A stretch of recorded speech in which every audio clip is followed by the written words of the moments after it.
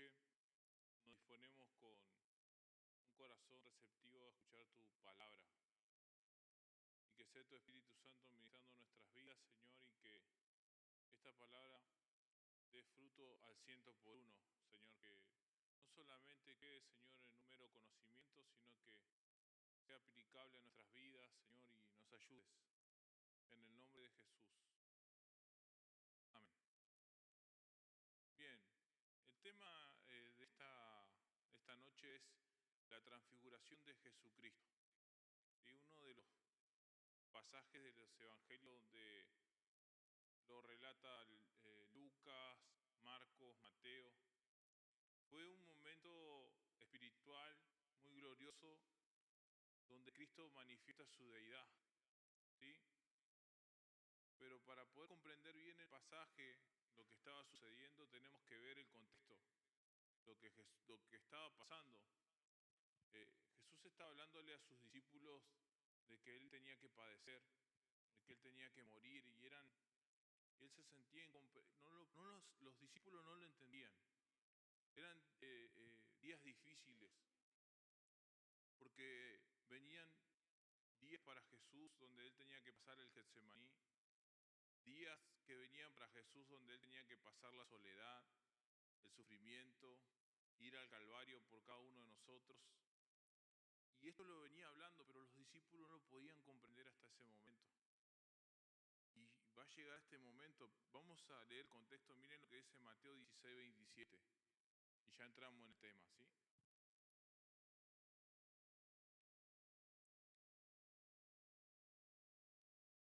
Mateo 16, 27.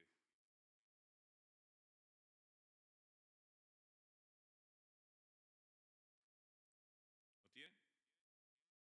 Dice, porque el Hijo del Hombre, ya estaba hablando de su segunda venida, porque el Hijo del Hombre vendrá en la gloria de su Padre con sus ángeles, y entonces pagará cada uno conforme sus obras. De cierto os digo que hay algunos de los que están aquí que no gustarán la muerte hasta que hayan visto al Hijo del Hombre viniendo en su reino. Ya acá Jesús estaba tocando temas a su segunda venida y estaba hablando de que Él tenía que padecer, de que Él tenía que morir. Pero esta visión que sucede en la transfiguración, mis hermanos, es un adelanto de lo que será su segunda venida. Es un anticipo y es una garantía de lo que va a suceder. Y Él manifiesta su deidad, es algo sobrenatural que pasa en ese monte. Y algunos de los comentaristas dicen que es en el monte Horeb, otros dicen que es en Hermón, y así están, ¿no? Pero no dice la Biblia en qué monte. Entonces Cristo en esta transfiguración va a mostrar su divinidad, pero también confirma la necesidad de esa pasión que hay, que debía padecer.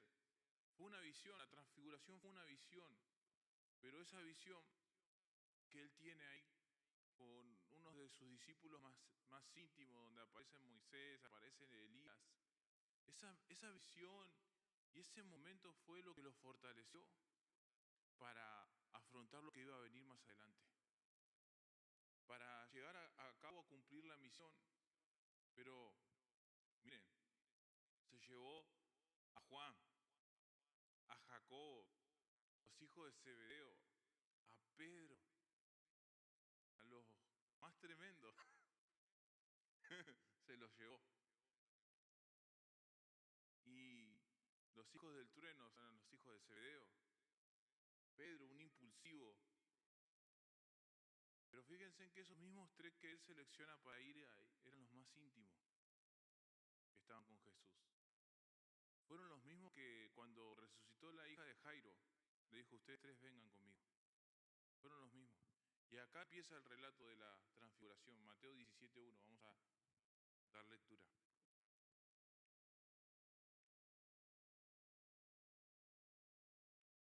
Seis días después, ¿a quién tomó Jesús? Tomó a Pedro, a Jacobo, a Juan y a su hermano y los llevó aparte a un monte alto.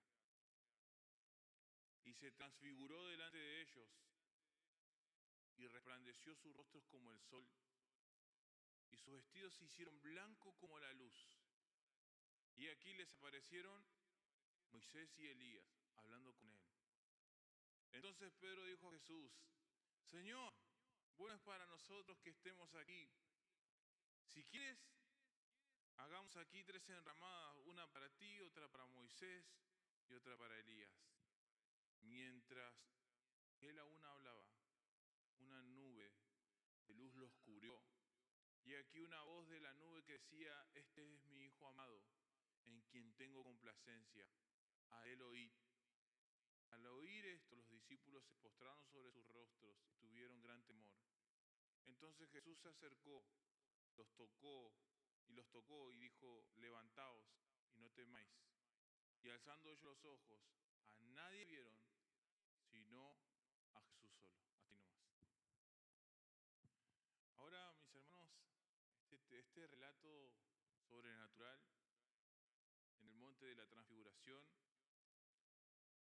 hay algo que nosotros podemos aprender y mucho, porque esta palabra transfiguración significa transformación. O sea, ahora aprendemos que nosotros somos una metáfora de esa transfiguración. ¿Por qué? Transfiguración es cambiar, cambiar de forma. Y es la misma palabra. En esta ocasión, la palabra transfiguración en el Nuevo Testamento la podemos encontrar en 2 ocasiones más. Cuando dice Pablo a los Corintios, 2 de Corintios 3, 17, 18 dice: porque el Señor es el Espíritu, y donde está el Espíritu del Señor, allí hay libertad. Por tanto, nosotros todos, mirando a cara descubierta como en un espejo la gloria del Señor, ¿qué dice? Somos transformados. Ahí está esa palabra. De gloria en gloria, en la misma imagen, como por el mismo Espíritu, por el Espíritu del Señor. Ahí está.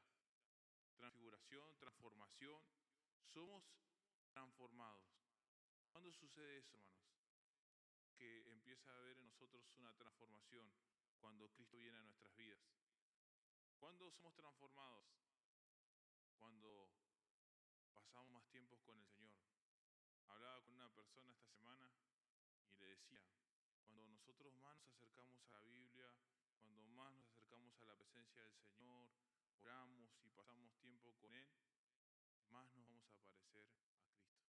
Pero fíjate cómo influyen las otras cosas también, le decía a esa persona.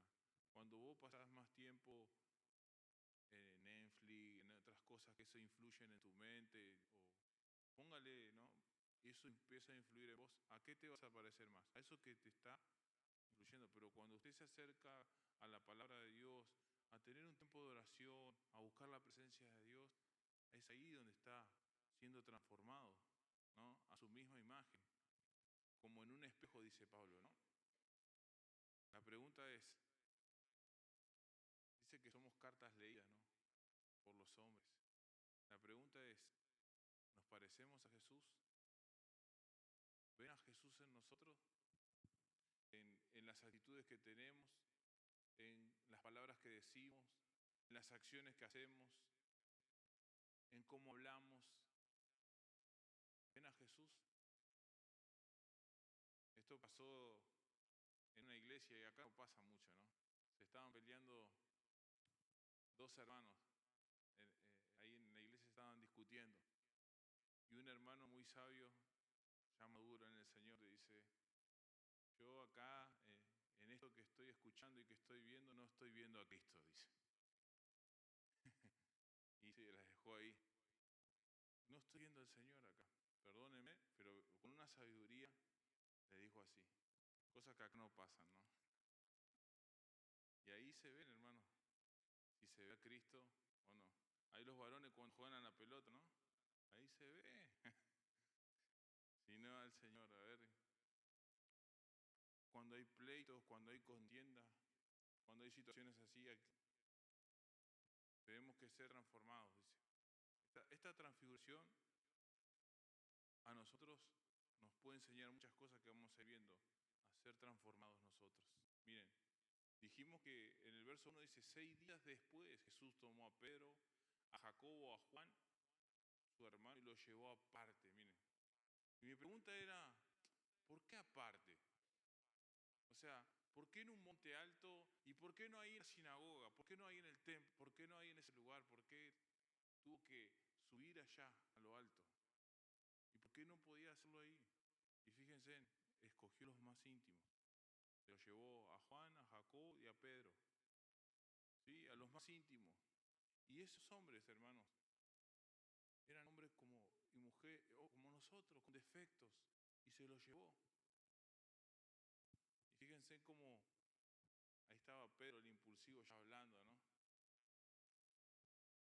Él trabaja en nosotros y no nos desecha, hermanos. Así se los llevó a ellos, para que vieran, ¿no?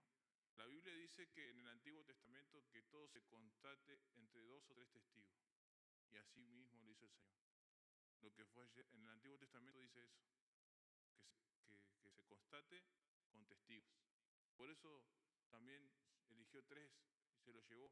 Y estos 3, hermanos, eran hombres así, con defectos, eh, impetuosos, a veces querían, ¿no?, que le caiga un trueno, y así eran hombres con defectos, pero aún así Dios trabajó con ellos. Así como Dios trabaja con tu vida y con mi vida, hermano. Hombres comunes como nosotros que trabaja el Señor, ¿sí?, en cada uno de nosotros, pero eran confiables, ¿sí? El verso 2 dice, y se transfiguró, miren, delante de ellos, dice, y resplandeció su rostro como el sol, y sus vestidos se hicieron blancos como la luz. ¿Y quién apareció? Moisés y Elías es humano. Entonces acá esa transformación, ese cambio de forma, hermanos, ¿sí?, está mostrando su deidad, Jesús. Pero hay un detalle que, si usted puede ver en los paralelos de los evangelios, cuando usted lee el paralelo de los evangelios, de lo que pasa en este caso, en este tema de la transfiguración, hay un detalle que nos da Lucas. Miren, Lucas 9:29 dice,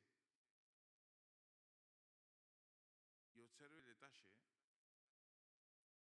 y entre tanto, miren, que oraba, la apariencia de su rostro se hizo otra, y su vestido blanco y resplandeciente. Y entre tanto que, ¿qué? Oraba. Estaba orando el Señor. Y miren el detalle que nos da Lucas, ¿no? Este detalle que nos da el paralelo de los evangelios. Hubo una transformación. Y otra palabra que se vuelve a repetir, esta palabra transformación, es en Romanos 12:2, que es metamorfosis. Cuando dice Pablo a los romanos, no conforméis a este siglo, ahí está de vuelta esa palabra, sino transformaos por medio de la renovación de nuestro entendimiento para que comprendan cuál sea la buena voluntad de Dios, agradable y perfecta. Ahí está, hermano. Ahora la pregunta es, ¿cómo somos transformados nosotros?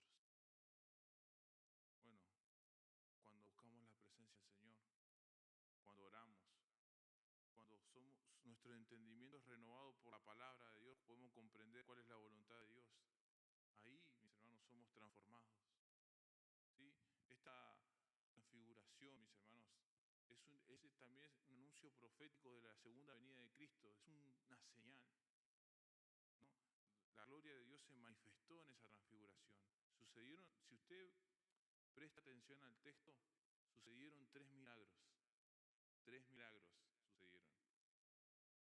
Y el número 1 fue su rostro como el sol, dice, ¿no? Dice que su rostro fue resplandeciente como el sol, ¿no? Y esto hace alusión a una profecía de Malaquías. Malaquías 4:1 dice, porque aquí, Malaquías 4:1, viene el día ardiente como un horno y todos los soberbios y todos los que hacen maldad serán como trapo, esa palabra, ¿no? Aquel día que vendrá, dice, los abrazará, ha dicho Jehová de los ejércitos, y no les dejará ni raíz ni rama. Verso 2, mas a vosotros los que teméis mi nombre, nacerá el sol de justicia. Y en sus alas traerá salvación, y saldréis y saltaréis como becerros de la manada. Cristo es el sol de justicia. Hace alusión a esa profecía de Malaquías. Por eso el primer milagro, ¿no? Cristo es el sol de justicia, hermanos. Y Él viene por su iglesia. Esto tipifica a su segunda venida, que Él viene por su iglesia. Es el sol de justicia. Ahí como lo dice Malaquías, Él trae salvación y Él viene por su iglesia a buscarla. Y más adelante habla también, ¿no? De Juan el Bautista que no lo escucharon. Dice, ya vino Elías, ¿no? Cuando hace más adelante alusión al texto, pero no lo quisieron escuchar. Está hablando de Juan el Bautista, que fue el precursor, el que preparó el camino para que Cristo viniera, pero no lo oyeron, no lo escucharon. Ya Elías a la verdad vino, le habían preguntado al Señor esa pregunta más adelante, pero no lo quisieron escuchar, dice. Y bueno, y hicieron todo lo que quisieron con él, ¿no? Ahí vemos la vida de Juan el Bautista, ¿no? Pero otro milagro más que podemos ver ahí, los vestidos. Dice que los vestidos, ¿cómo se hicieron? Blancos. Hermanos, se transformó. Por eso Juan habla, cuando van al Evangelio de Juan o cuando van a las cartas de Juan, dice que Dios es luz y que no hay ninguna tiniebla en él, porque él vio esa gloria, hermanos. Él contempló al Señor, esa gloria en el monte de la transfiguración y de una manera más completa que ahora lo vamos a ver. Por eso dice Juan, este es el mensaje que hemos oído de él, este es el mensaje que hemos escuchado, dice Juan. Claro, estaba ahí. Y ahora anunciamos, dice, esto vamos a anunciar. Dios es luz y no hay ninguna tiniebla en él.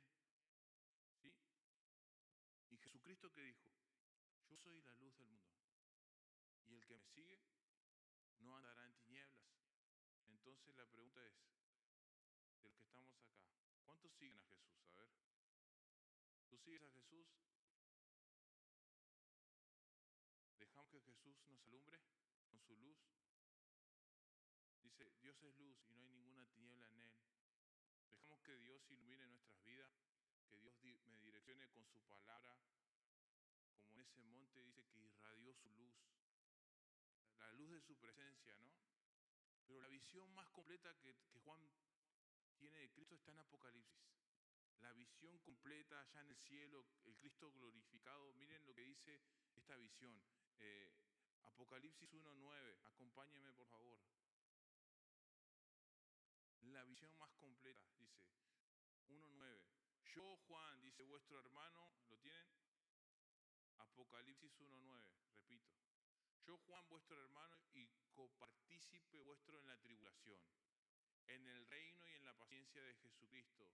Estaba en la isla llamada Patmos por causa de la palabra de Dios y el testimonio de Jesucristo. Yo estaba en el Espíritu en el día del Señor, es decir, ¿no? Yo oí detrás de mí una gran voz como de trompeta que decía, yo soy el Alfa y la Omega, el primero y el último. Escribe en un libro lo que ves y envíalo a las 7 iglesias que están en Asia, a Éfeso, Esmirna, Pérgamo, Tiatira, Sardis, Filadelfia y Laodicea. Y me volví para ver la voz que hablaba conmigo y vuelto vi 7 candeleros de oro. Y en medio de los 7 candeleros a uno semejante al Hijo de Hombre vestido de una ropa que llegaba hasta los pies y ceñido por el pecho con un cinto de oro. Su cabeza y sus cabellos eran blancos como la blanca lana, como nieve. ¿Qué estaba sucediendo en el monte de la transfiguración? ¿No? Resplandecía su rostro. Sus ojos como llama de fuego y sus pies semejante al bronce bruñido, refulgente como en un horno. Y su voz como un estruendo de muchas aguas. Y tenía, dice, en su diestra 7 estrellas. De su boca salía una espada aguda de 2 filos. Y su rostro, miren, era como el sol. Oh, cuando resplandece en su fuerza. ¿Vieron el sol cuando aparece en su resplendor? Cuando le vi, caí como muerto a sus pies. Y él puso su diestra sobre mí diciéndome, no temas. Yo soy el primero y el último, y el que vivo y estuve muerto. Mas he aquí que vivo por los siglos de los siglos. Amén. Y tengo la llave de la muerte y del Hades. La mayor revelación completa de Cristo, acá está Juan dándola. Entonces, cuando nos acercamos a Dios, dice que cayó casi muerto Juan, ¿no? En la presencia del Señor. Nosotros nos postramos, pero miren cómo es el Señor, hermanos, que le dice, no temas. No temas, te dice el Señor en esta noche. No temas, hijo, no temas, hijo. Yo soy el primero y el último, el alfa y la omega. ¿Sí? Pero otro milagro más en ese texto que podemos ver, se le aparecieron Moisés y Elías. ¿Qué más? Dice la Biblia que no se encontró el cuerpo de Moisés. También dice la Biblia que Elías fue llevado, ¿cómo? Con carros de fuego. ¿Sí? Los tres evangelios afirman en este momento que Moisés y Elías. ¿Sí? Pero hay algo que tenemos que aprender. ¿Por qué Moisés y Elías? ¿Por qué no Jeremías? ¿Por qué no otros? Hay algo que aprender acá. Moisés representa la ley, es símbolo de la ley. Elías los profetas y Cristo el nuevo pacto. Entonces hay un simbolismo de por qué aparece Moisés, por qué aparece Elías. Y es más, hermanos, porque todo era sombra de lo que había de venir. ¿A quién apuntan la ley y los profetas? A Jesucristo. Entonces, por eso representa a Moisés la ley y Elías los profetas y Cristo el nuevo pacto. ¿Sí? Tres periodos importantes en la Biblia: la ley, los profetas, representados en Moisés y en Elías. ¿Sí? Eso es lo que está simbólicamente representado. Por eso aparece Elías y Moisés. ¿Sí? Afirman la ley y los profetas. ¿Y qué decía Jesús? Esto es la ley, ¿no? Y los profetas. ¿Sí? ¿Se cumplen en quién? En Cristo. Pero la curiosidad era qué es lo que estaban hablando ahí ellos. Y el detalle también lo da Lucas, miren. Lucas 9:30. ¿Qué charlaban? ¿Qué hablaban ahí en ese momento glorioso de esa transfiguración? Lo da el paralelo. ¿Qué estaban hablando? Y aquí, dos varones que hablaban con él, los cuales eran Moisés y Elías, quienes aparecieron rodeados de gloria y hablaban de su partida, que iba Jesús a cumplir en Jerusalén. ¿De qué estaban hablando, hermano? De lo que iba a hacer Jesús. No, yo me imagino ahí, vas a poder dando ese ánimo, esa fuerza, ¿no? En ese momento a Jesús, ¿no? Que debía padecer en la cruz y que tenías que resucitar. Y estaban dando esa palabra de ánimo cuando nos pasa a nosotros así, que estamos, ¿no?, por pasar un momento. Dios anticipa, hermanos. Y así como lo fortaleció, ¿no?, enviando a Moisés, a Elías, así envía un hermano con una palabra y te comparte esa palabra. Te dice, hermano, te comparto esta palabra y que el Señor te fortalezca en esta situación. O ya el Señor te va anticipando de antemano. Vas a tener que pasar una circunstancia y ya el Señor te va preparando como lo preparó el Señor, ¿no? Porque Él tenía que pasar el sufrimiento de la cruz y ahí está el Señor dándote una palabra. ¿A cuántos les pasó que vino una palabra y que Dios anticipó al momento que teníamos que pasar y ya Dios nos daba una palabra y eso fortalecía nuestra fe o no? Eso fortalece nuestra fe y podemos enfrentar la situación, ¿no? Y el Señor tenía que cargar la cruz, la soledad, el desprecio, afrontar todo eso. Jesús iba a ir a la cruz, pero ya la victoria estaba asegurada, ¿no? ¿Sí? Pero como todo impulsivo, Pedro, ¿qué hizo? ¿Qué pensó? Acá yo me quedo, acá tiendo la manta, ¿no? Y me quedo acá con Elías, como hice con el Señor, y no bajo allá. Se quería quedar ahí, ¿no? Hacer una enramada ahí. Entonces Pedro dijo a Jesús, Señor, bueno es, dice, para nosotros que estemos aquí. Hago tres enramadas, una para ti, otra para Moisés y otra para Elías. Y en ese momento, hermanos, era un momento glorioso, un momento en la presencia del Señor. Era un momento único, hermanos, y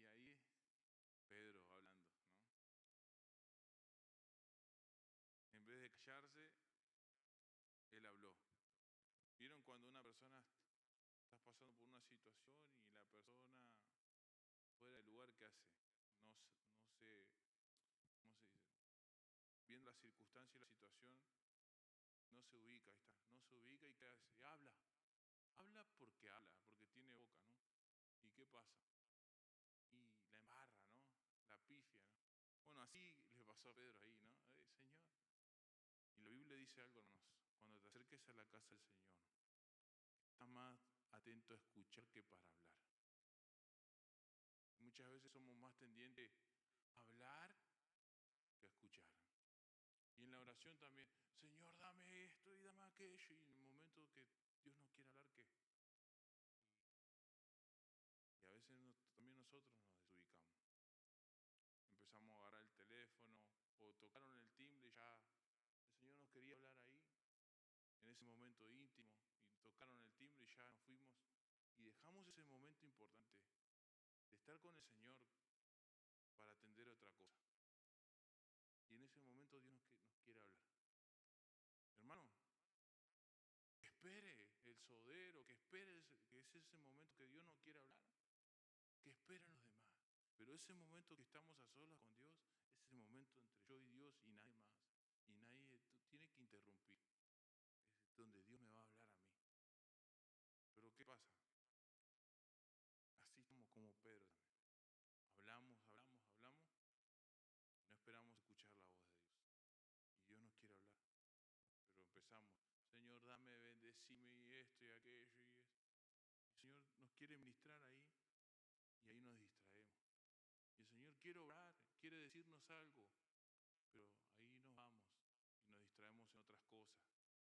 Le damos el interés, importancia a otras cosas, más que a lo que Dios nos quiere hablar. Y eso es lo que hizo Pedro, ¿no? Ya se desubicó, ¿no? Y estaba un momento, y ahí viene la voz de Dios, ahora ya vamos a llegar. ¿Sí? Por eso es importante escuchar. En esos momentos que tenemos con el Señor, es íntimo, hermanos. ¿Qué dice la Biblia? Tú y Él, entra, ¿no? Cerrada la puerta, intimidad. ¿Sí? ¿Y qué pasa? Hablamos mucho y no escuchamos a Dios. Estamos en la presencia de Dios y Dios nos quiere ministrar, hermano, nos quiere indicar algo. Estamos en su presencia, pero estamos en otra sintonía, ¿no? Estamos en otra, sin atender a lo que Dios quiere hablar.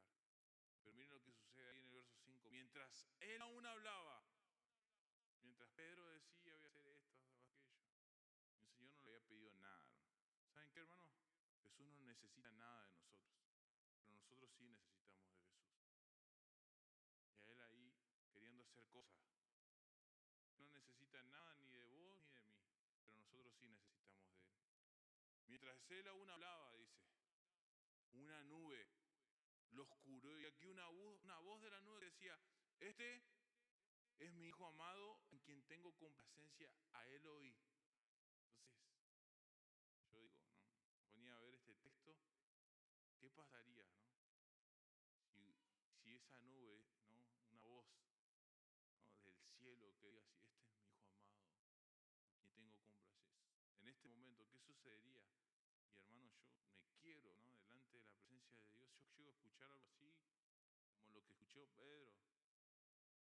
Produce temor, pero un temor reverente, ¿no? Que te postrás delante de la presencia de Dios. Fíjense que tiene que ver una nube. ¿Cómo se manifestaba Dios al pueblo de Israel? Con una nube, con una columna de fuego, ¿no? Y una nube de día. De noche con una columna de fuego y de día una nube. Y en el templo, con una nube, ¿no? Se manifestaba su gloria. Y así vemos, ¿no? El ejemplo. Fíjense como una nube acá, de vuelta. Manifestó su presencia. La nube es la Shekinah. Y esa presencia de Dios que nos acompaña día tras día. Lo mismo sucede también cuando Jesús se bautiza. ¿Qué sucede? Se abren los cielos, ¿no? Y dice, este es mi Hijo amado, ¿no? En quien tengo complacencia. Vuelve a decir lo mismo, ¿no? La voz habla Dios, ¿no?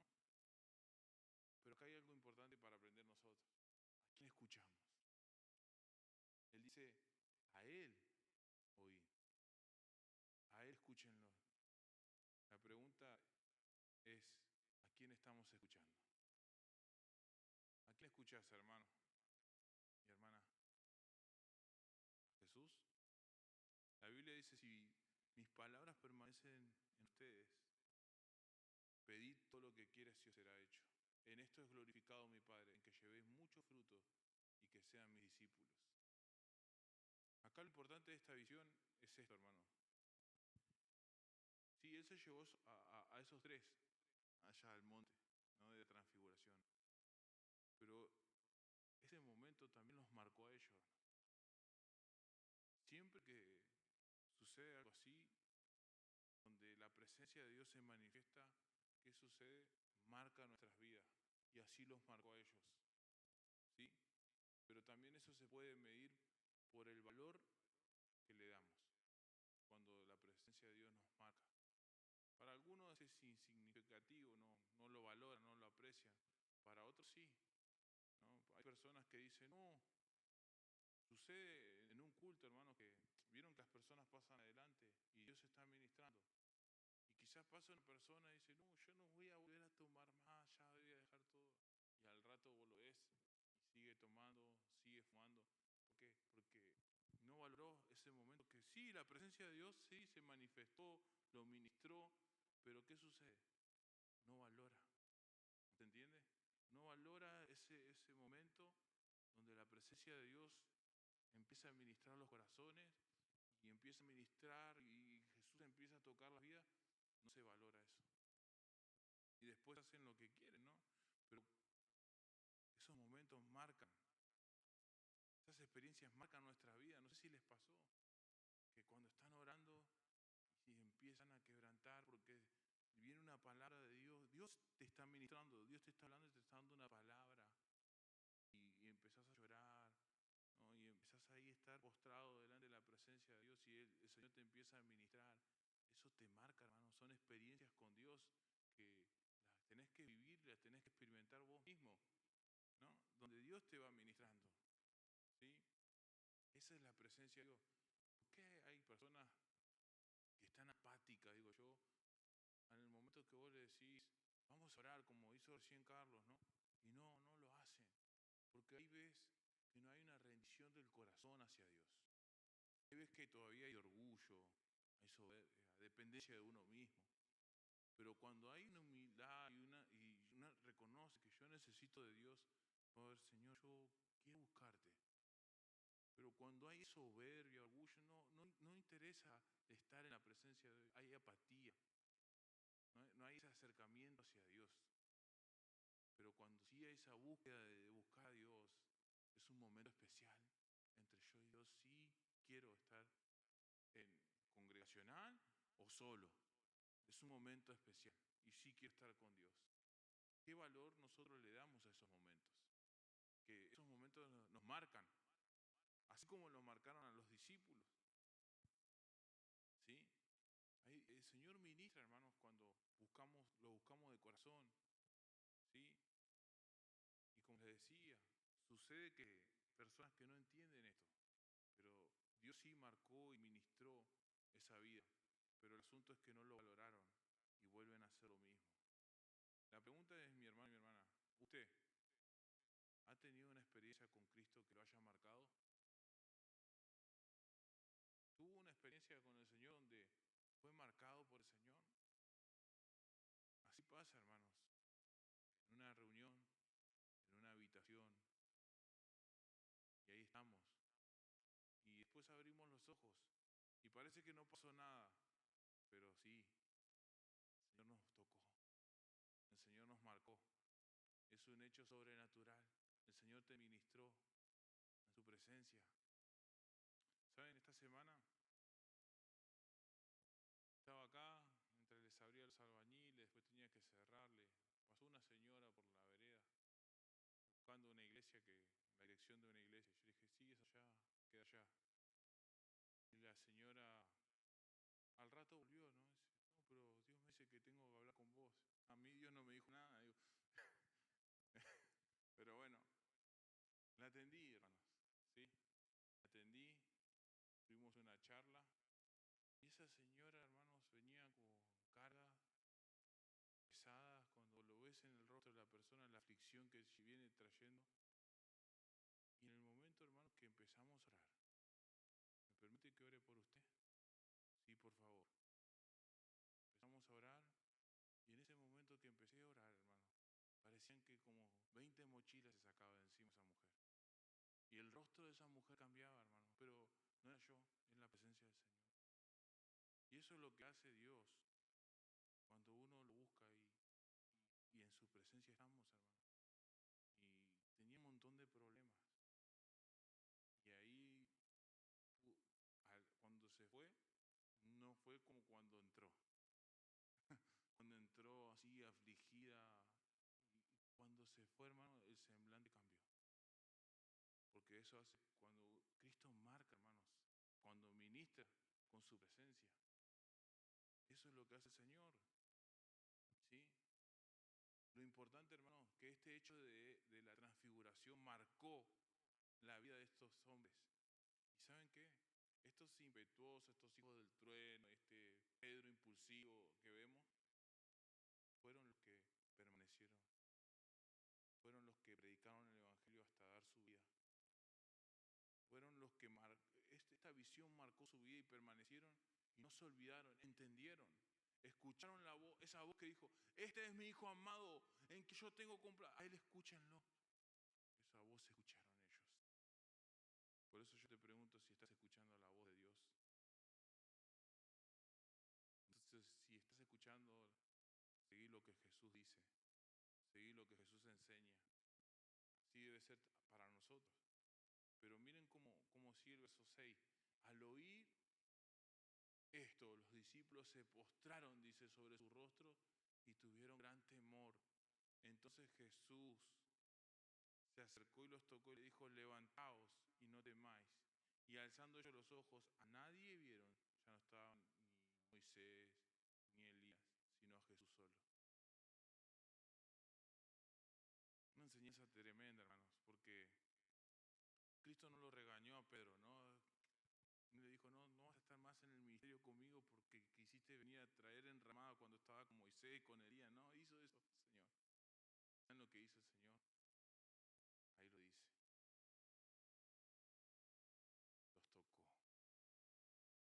Los tocó, se acercó, los comprendió y dice, levántense. Y esta palabra que aparece y dice, no teman. No los echó, no los hizo a un lado.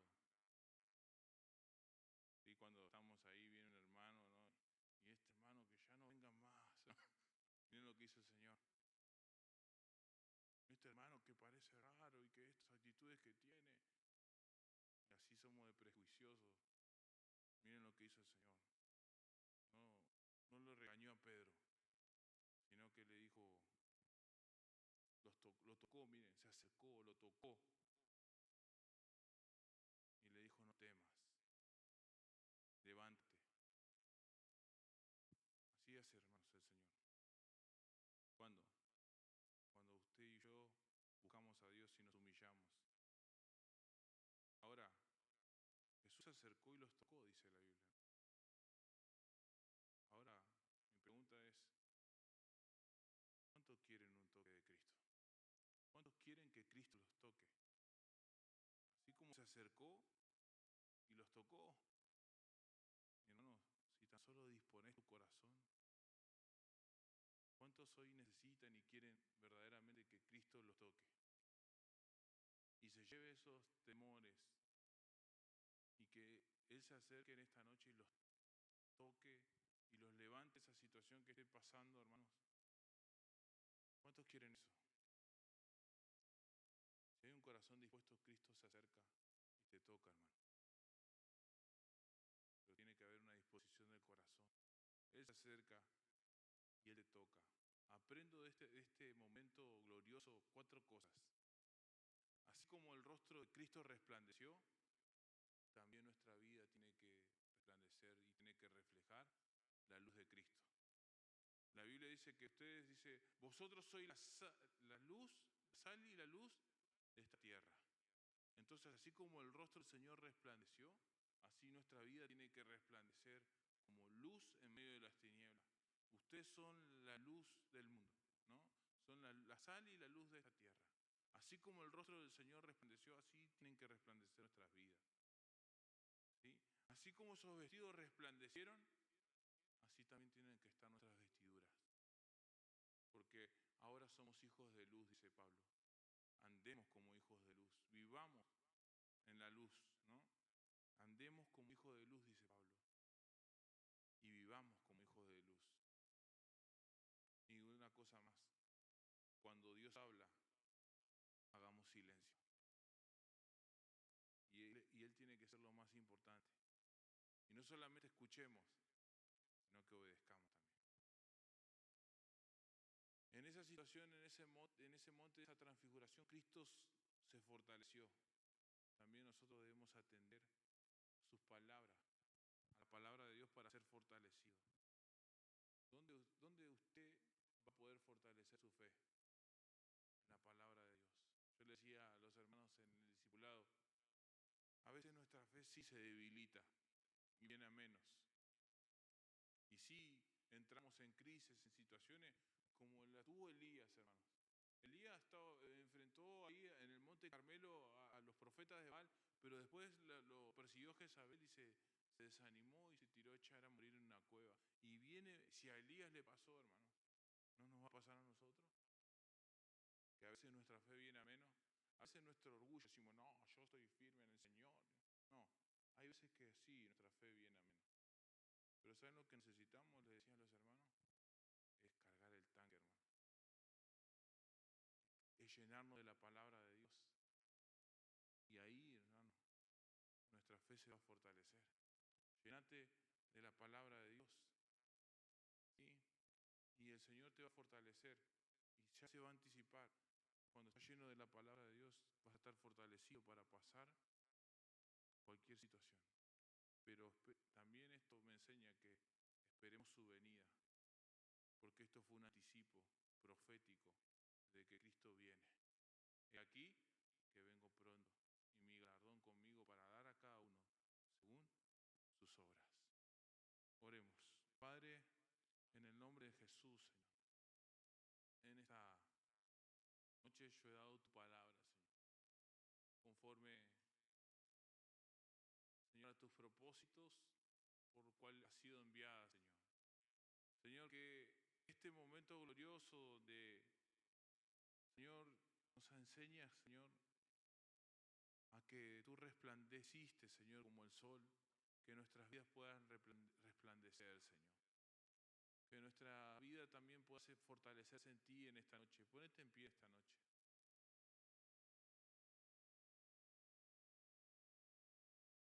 Tú eres el sol de justicia, Señor. Tú eres la luz que alumbra nuestro caminar, Señor. Señor, si nuestros vestidos se han manchado, límpianos, Señor, en esta noche. Quizás por impurezas del mundo, quizás por situaciones que nuestros vestidos se han manchado delante de ti, porque dejamos entrar cosas que nada tienen que ver contigo, Señor, y nos ensuciamos. Y te pedimos que nos limpies nuestras vestiduras, Señor. Quizás han entrado cosas por nuestros ojos, nuestros oídos, Señor, pero límpianos, Señor. Señor, y así como tocaste a Pedro, a Juan, a Jacobo, y le dijiste, no temas. Así en esta noche, yo necesito que me toques. Toca mi vida, Señor. Así como tocaste la vida de Pedro, de Juan. Yo sé que tú estás en este lugar, Señor. Y tú te acercas a corazones que te buscan. Tú te acercas a aquellos corazones que se humillan delante de ti y reconocen su necesidad de ti, Señor. Esa presencia de tu Shekinah, Señor, en esta noche se manifiesta en tu pueblo, en tus hijos, en este mismo instante, en el nombre de Jesús, Padre. Señor, toca mi vida. Yo necesito un toque de Cristo en esta noche. No te vayas con cargas, no te vayas vayas, Señor, en el nombre de Jesús. En esta noche es el momento que deposites tu confianza en el Señor y que dejes todo asunto en la presencia del Señor y que te renueves en este mismo instante. Fortalécete en el Señor y en el poder de su fuerza. Levántate